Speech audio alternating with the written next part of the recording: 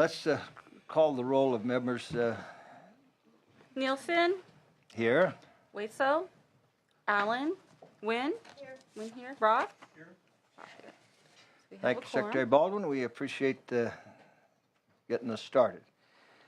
Today, we're going to have an oversight hearing, but I'd like to begin with one of my own bills that is on consent. This is SB 159. It is strictly a technical bill correcting some legislation that I, in fact, authored or was a part of the authoring of back in the 90s.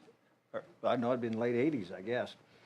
And so all I'm looking to do with this, it technically cleans up. It was a no votes in the GO committee, double referred to the Vets committee, and if the members would not object to that being my author's presentation, I'd like to proceed.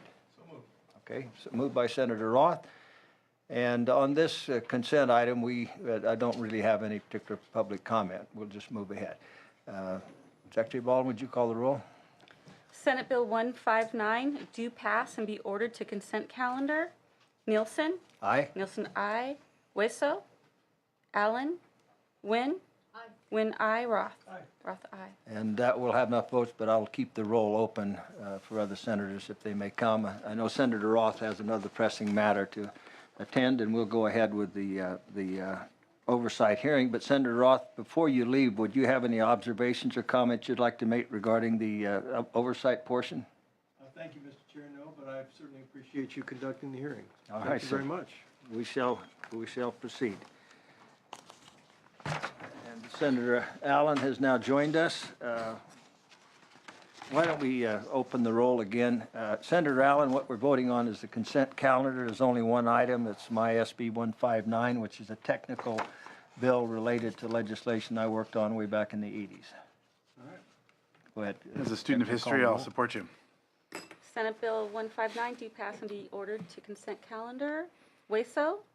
Allen. Aye. Allen, aye. Thank you. Okay, we will keep the roll open in the event then that we get the return of Senator Waso to the committee. And if we can have our first panel come forward. Mr. Tremblay. And Ms. Ensley. And thank you for coming back to be with us again. Let me note in preface that the Pro Tem has desired that we would be doing a lot more oversight in the legislature these days. I think that's more important than any legislation we're passing, to do oversight. And sometimes that may be more critical oversight on issues that are problematic. I wouldn't suggest that anything that we're discussing today is a huge moment, but we'll discuss it. But one of the things that is important is to see where agencies are on their strategic plans. I got to be a part of that many, many years ago when Governor Wilson first announced that we would do strategic planning.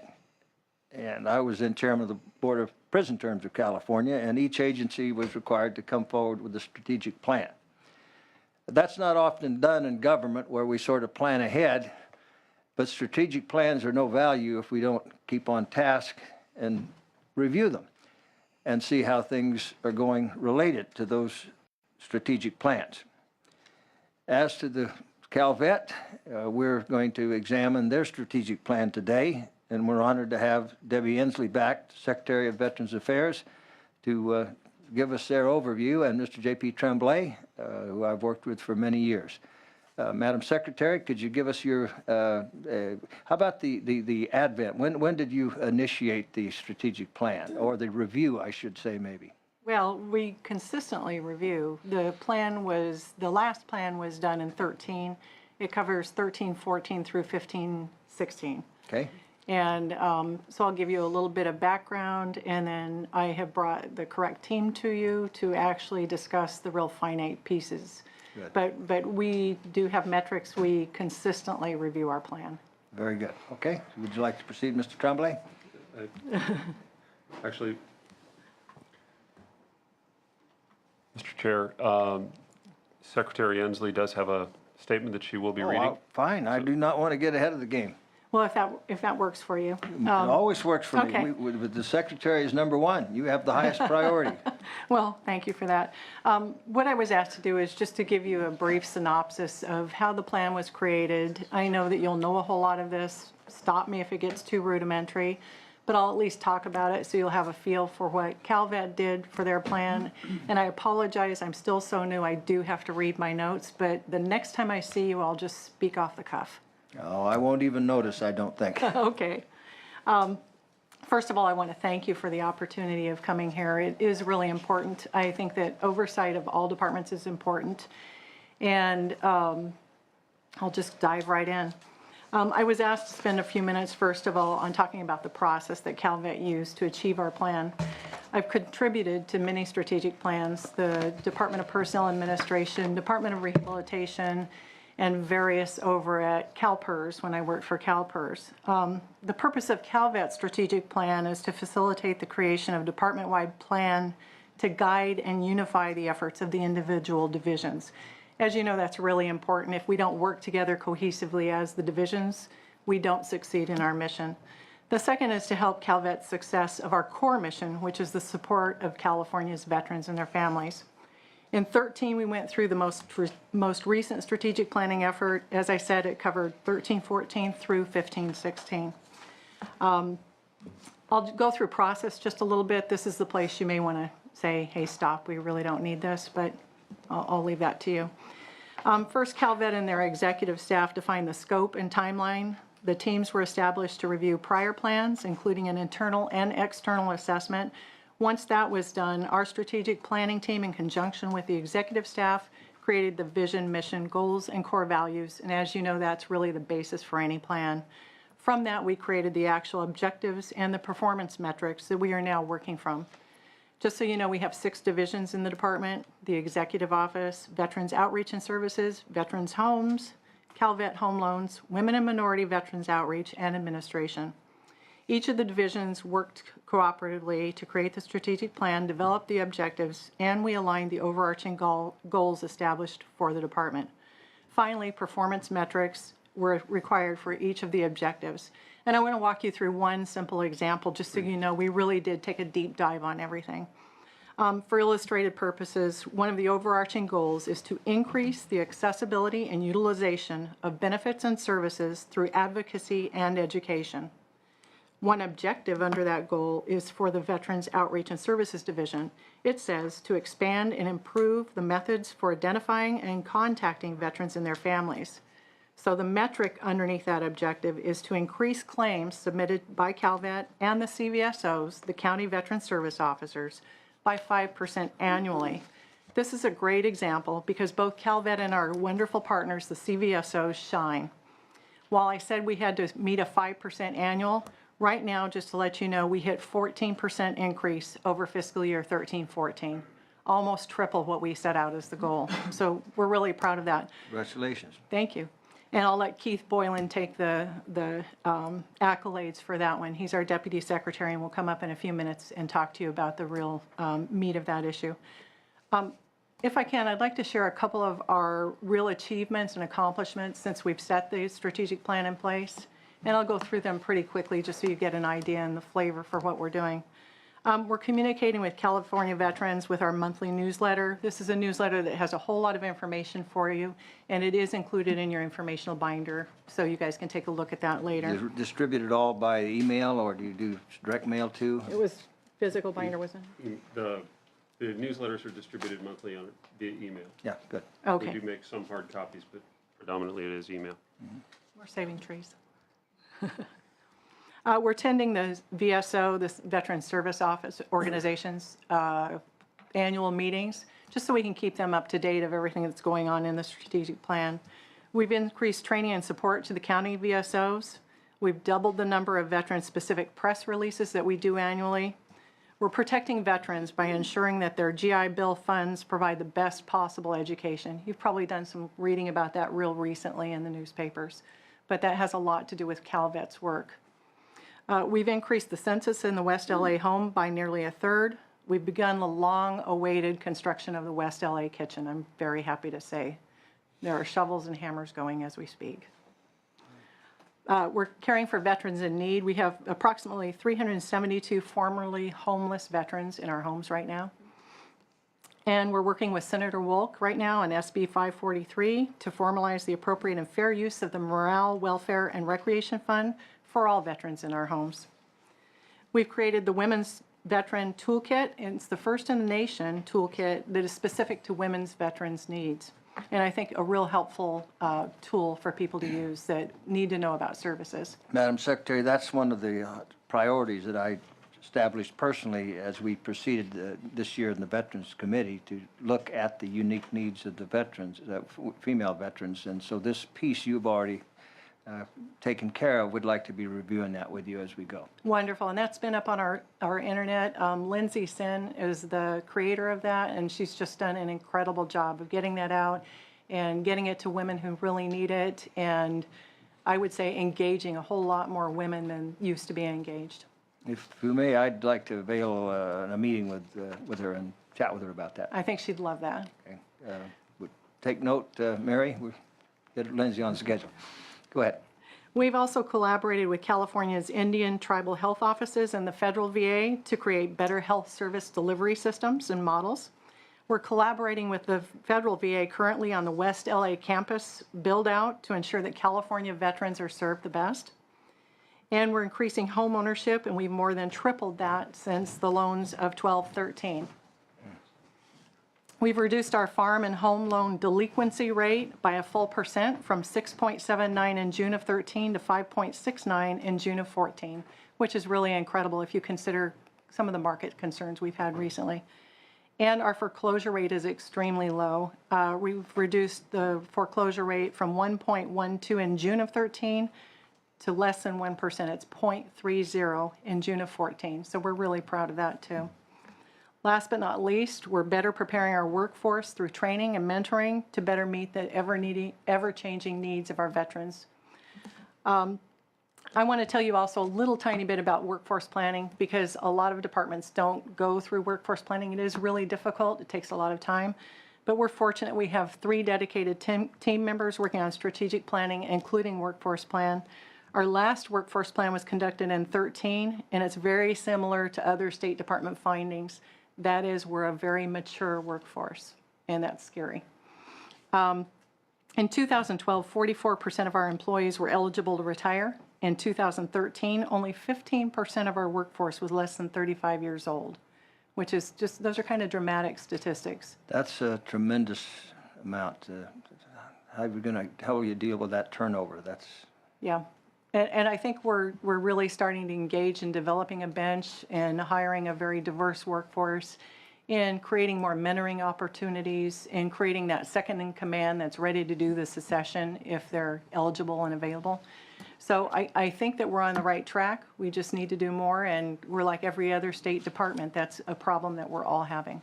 If I may just interject, Madam Secretary, here, it's something I deal with a lot, and even earlier this very day. And we as a society are very much me now, me first, and there was nothing before us. I mean, I'm generally characterizing, but it's sadly all too on point. And what I mean by that, as those who would be more familiar with, say, the World War II generation retire, and probably most already have. Korea War, there are going to be fewer and fewer that are working anymore.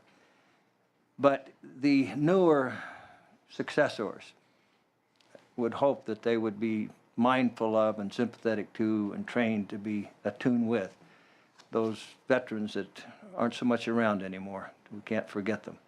And I'm sure you imbue that into the culture of your organization, but it's something I'm always keenly aware of as the generations pass the torch, and it just seems like the current generation is less mindful of who and what did and who served before us. Well, just if I can take one Please. moment of personal privilege. I was recently down at one of the nonprofits looking at housing and just kind of getting a better idea for myself.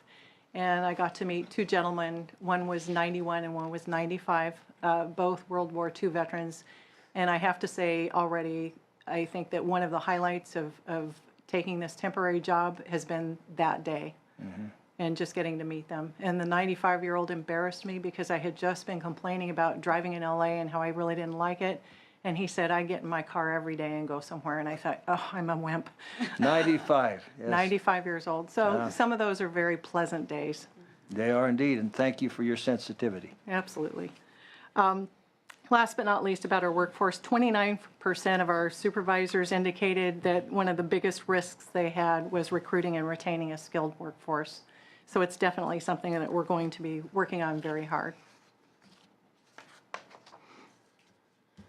While I know we can do even more, I'd like to take just a second to reiterate something that I've been telling all of our stakeholders very recently. California is well served by the employees at Calvet. There are day-to-day challenges. They are major challenges, but we're up for it and we're moving ahead. California has the largest concentration of veterans in the United States, with nearly 2 million veterans calling us home. The population is diverse, and it has diverse and ever-changing needs. In the past few months, I've gotten to know the team. I'm astounded by their passion to serve, their dedication to California veterans, their creativity, and their unwavering professionalism. I'm honored to work with this team as the acting secretary and promise to give you my best every day until I can help create the foundation of support these employees deserve by putting processes and procedures in place and allowing the administration the time necessary for due diligence to find the right veteran leader for Calvet. In terms of the immediate future, I'd like to talk to just for a second about myself and what I'm doing. I was asked to come to Calvet as the acting secretary to keep the department running after the retirement of the secretary. This is my birth state, and I'm passionate about helping to create good government. I was also asked because I have a long history of developing strong government, processes and procedures, and setting the groundwork to create exceptional departments. You may know that I was brought on to help Department of Parks and Rec during a very challenging time. I successfully bargained contracts as DPA's director during the challenge of furlough, and I was one of the writers of the CalHR formation document. I'm unflinching in this challenge, and I'm using all of my 38 years of experience to help Calvet.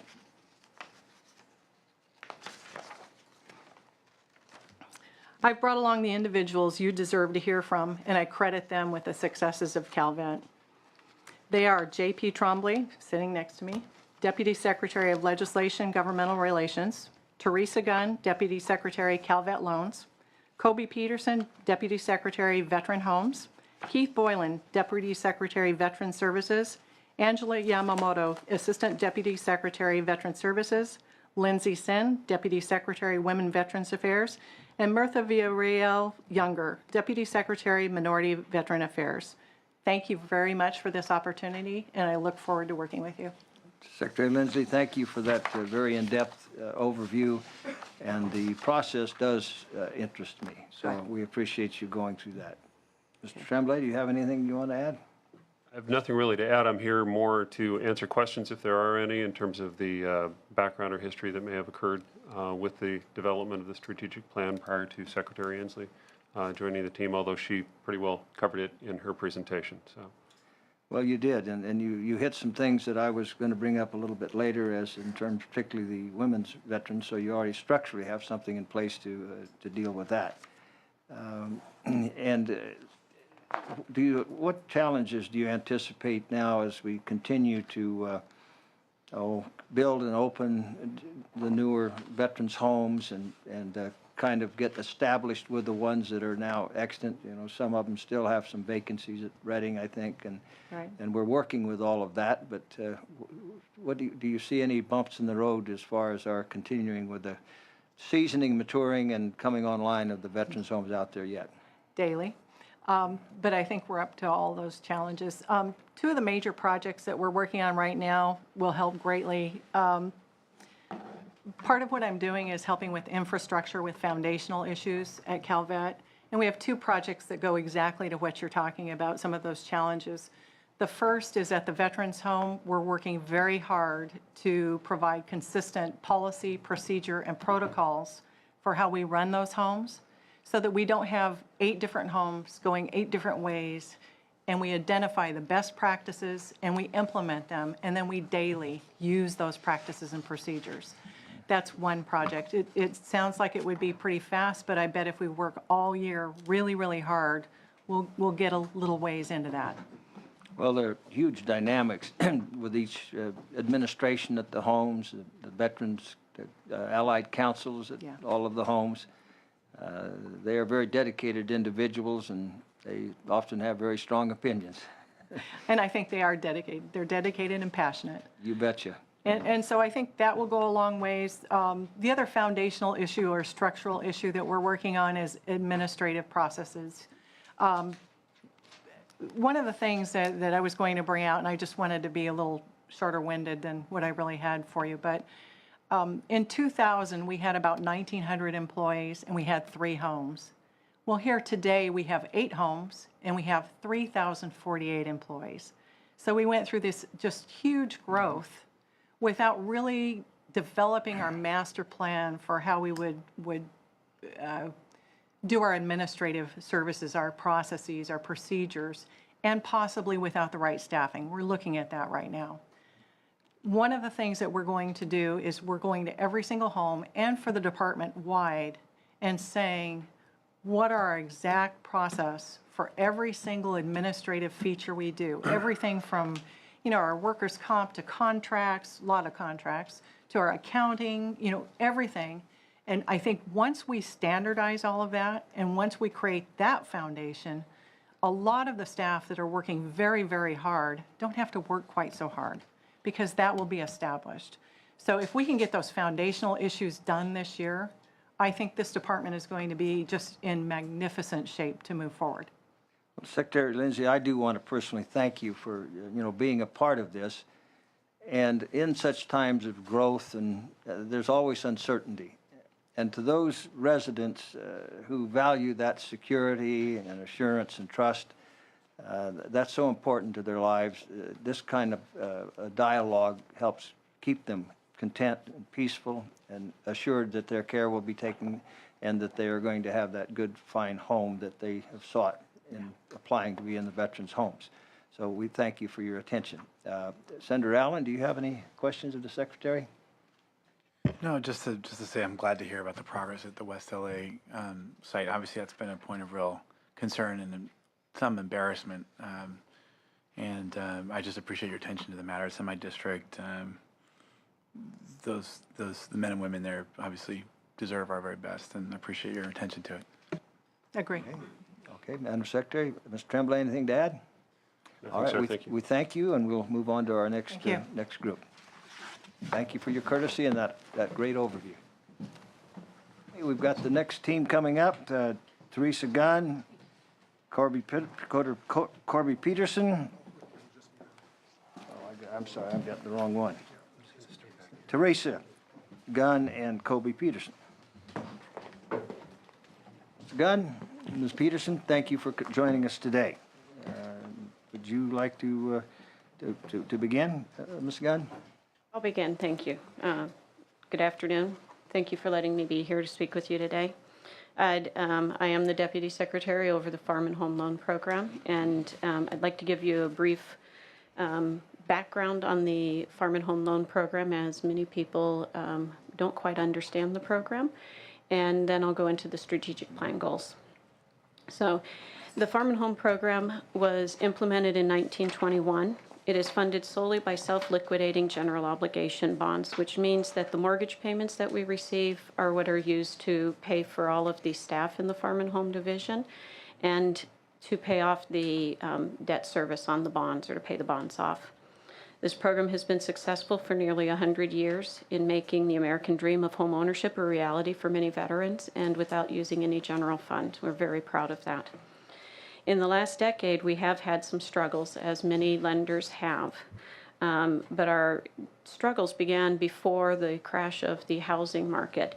And they began in the 90s with the federal tax laws that we have to abide by that allow us to issue our bonds as tax exempt. And those laws were really set up when they implemented this program to serve Vietnam era type veterans, in that to be eligible to borrow under this program, you had to have served before like 1972. And so our catchment of people who were actually eligible was dwindling in the 90s, and we were having some trouble with that.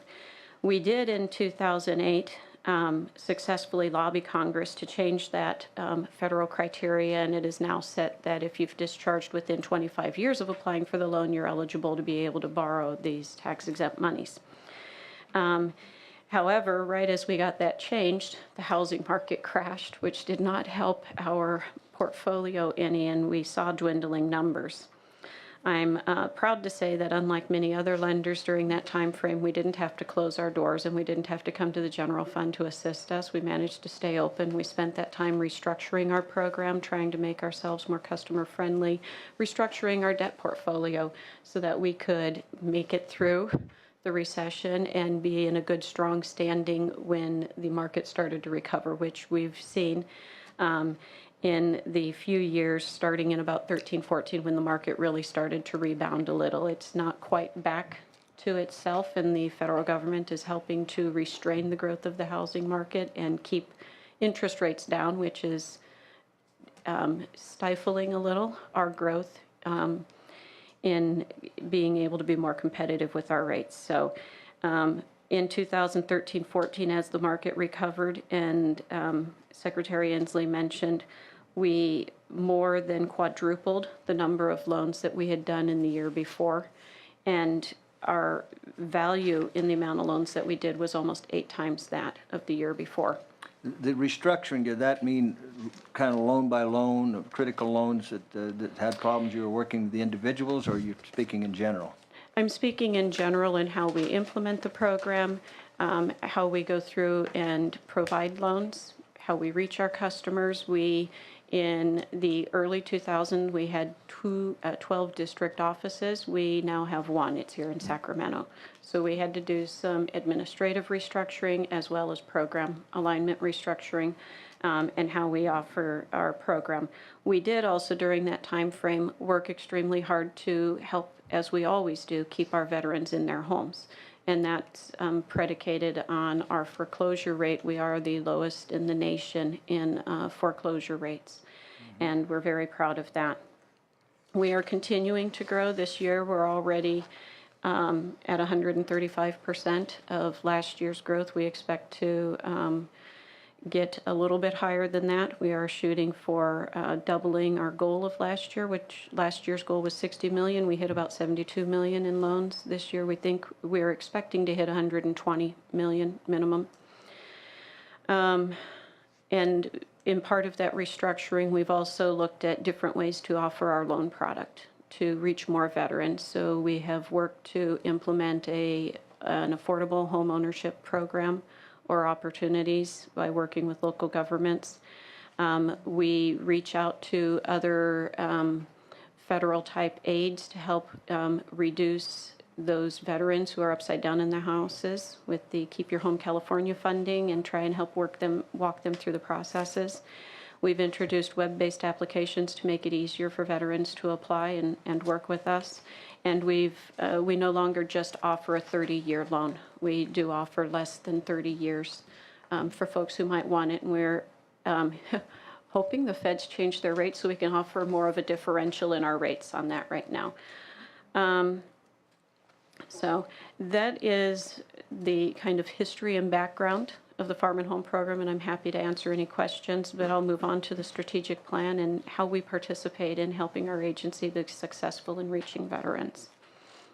We'll probably have some more questions, but just quickly, could you give me a little overview of the Keep Your Home program? What does that look like? Keep Your Home California is a program administered primarily by CalHFA, and the federal government gave a certain amount of funding to be used, much like the ARA funding that came out, to help individuals who are upside down in their homes or have lost their jobs and are unable to make their payments or have fallen behind and need help in getting caught up. And so they have a couple different programs, one that might give you financial hardship relief and make your payments for a few months while you recover for those individuals who are back employed. They have up to $100,000 where they will help pay down your principal. And then they have, that also can be used to help modify your payments in the times where you've just recovered your job, but you are not making as much as you were before. So we work with our veterans when they call up or when we get in touch with them if they're behind on their payments and ask what their situations are. We help pre-screen to see if they're eligible for the Keep Your Home programs and help walk them through the process, refer them to Cal HFA and work with Cal HFA, help them if Cal HFA denies them or the process denies them to figure out if there's a way for them to appeal and how to go about appealing. Very good. I thank you then. Senator Allen, any questions of the Deputy Secretary? Okay, then let's move on then. Deputy Secretary Peterson. Good afternoon, Mr. Chair and Senators. My name is Kobe Peterson. I'm the Deputy Secretary for the Homes Division, Department of Veteran Affairs. I want to thank you for the Is that it on there? There we go. There we go. I want to thank you for the opportunity to be here today, sir. We appreciate your interest in the strategic plan, and I'd like to take a few moments to briefly discuss the status of our veterans' homes. For those of you that are unfamiliar with our division, we have 8 veterans' homes spread out across the state, 5 of which opened in the last 6 years. Unlike the federal VA, which operates clinics and hospitals, our veterans' homes are long-term care communities ranging in size from 60 beds to over 1,000. Altogether, we serve over 2,000 veterans currently. We've had great successes with our 2 newest homes in Reading and Fresno, which both opened in October of 2013. They've done a great job passing their licensing and certification requirements, and the only activation survey remaining is the U.S. Department of Veterans Affairs certification survey for the Fresno Skilled Nursing Unit. And we expect that to take place in the next 2 months. This certification is important because it allows us to collect per diem for those skilled nursing veteran residents, which is a major resource for CalVet's revenue and significantly reduces our impact to the general fund. Both Fresno and Reading have also continued to increase census and now each serve more than 100 veterans. And Reading is now 2/3 full and has started opening up its memory care unit. Our team in West Los Angeles has made some tremendous achievements in the past year as well. We've increased our census by almost 1/3. All levels of care in the home have been certified by the USDVA. We've expanded our cafe kitchen, which is on the ground floor, which has allowed us to open our second skilled nursing facility. As you may recall, we've partnered with USDVA to create a transitional housing program for our homeless veterans in the Los Angeles area. The program is now full for the 4th straight month in a row, which is 84 beds. And I'm proud to say that at least one veteran graduates virtually every month from that program. Now, as you can imagine, that program is a high-risk program, and that population, unfortunately, we have to send back to the USDVA for substance abuse treatments or potential behavioral problems. But the program as a whole has been a great success. We are extremely proud of our role in helping reduce veterans' homelessness in Los Angeles. As the Secretary mentioned in our opening remarks, we're on track with our full-service kitchen. Construction is underway. I want to thank the great support from DGS and all of the state agencies as we remain on schedule to finish the kitchen by October this year. While the kitchen is underway, we will focus our attention on hiring and training the staff. We expect the kitchen to be fully licensed and staffed by January of this year. And then we'll be able to open up more spaces for our veterans in the West Los Angeles home. Back in 2013, we developed our strategic plan and we set some very high goals for ourselves. I think we've done a pretty good job meeting most of them. We set our sights at 94% of our beds, which we've achieved. But as you've mentioned earlier, sir, there are some vacancies still, and part of the reason that we're having these vacancies is there's a change in the demand of our veterans. The veteran population today is much different than it was 2 decades ago, and it's going to continue to change even more in the next 2 decades. We're seeing fewer and fewer World War II veterans coming to our homes and more from the Vietnam era. These newer veterans have different personal preferences, care needs, and it's very important that the veterans home appreciate that and adapt to them. We need to be prepared to virtually rethink every aspect of our operation to ensure that we can offer what tomorrow's veterans are going to need. We're finding that in many cases, veterans and even non-veteran senior citizens are staying in their homes longer than before seeking care facilities. Our demand for skilled nursing, which is our higher level of care, has exceeded our demand for the assisted living folks. We've asked the California Research Bureau to examine how veterans in other states are operating and how we can reposition ourselves for future needs. We're currently seeking a contract to address future needs throughout the state.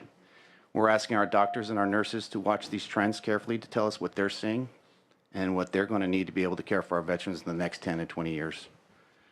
Regarding care in our home, we've recognized that our CMS ratings have fallen over the last few years. We have, however, launched a number of initiatives to improve the quality of care, and we've already begun enjoying some of these successes.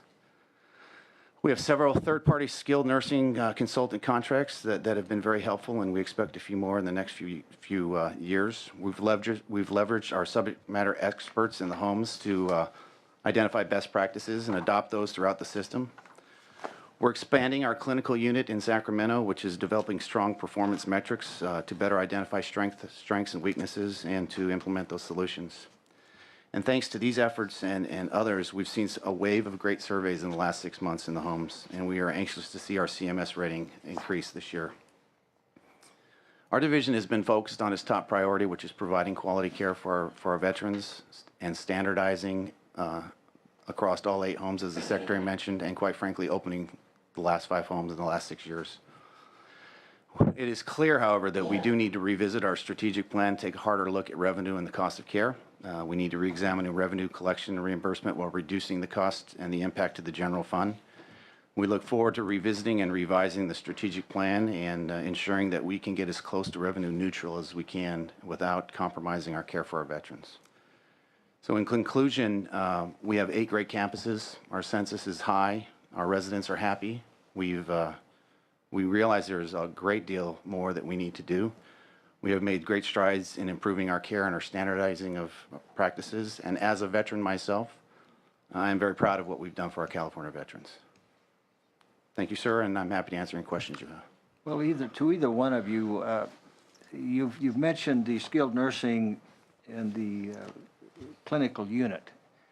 Are you sort of doing a survey of all the homes and deciding which need certain kind of special functions or units, shall I say? Yeah, yes, sir, absolutely. One of the things that we've noticed is a large number of our vacancies reside in the DOM or independent living facilities. We have large numbers of vacancies in those areas, particularly in Yountville and Barstow, when in reality the need is for more of a skilled level of care. So we are looking at that hard because as I mentioned, we're starting to get more of a different type of veteran wanting to apply to the home. And when we quite frankly, when we opened these homes and when we started planning for these homes, we were looking at the Vietnam era, and we were looking at a continuing level of care where they come in at the DOM and they go into the RCFE, and then they end up in the skilled nursing. And now what they're doing is they're coming in at the skilled nursing level, and we have vacancies in the DOM. So what we need to do and what we are doing is we're taking a hard look at what do we need to look like to accommodate the need of the veterans in the future. So we are in the process of doing that. And again, our intent with doing that tied to the strategic plan was to do that once we filled the homes. And now that we've filled the homes, we've certified almost all of the homes with the exception of the one skilled nursing unit in Fresno. We're at that point in the strategic plan to start taking a hard look at that.